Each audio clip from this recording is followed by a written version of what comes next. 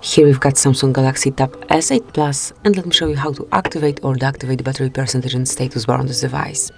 So first of all, just open the settings, then find and select notifications, and here, and just tap on advanced settings. You will notice show battery percentage here.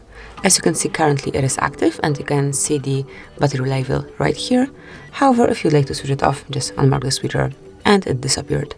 And obviously the opposite, if you'd like to activate it when it is not visible, just mark the switcher and from now on you will be able to check the current battery level.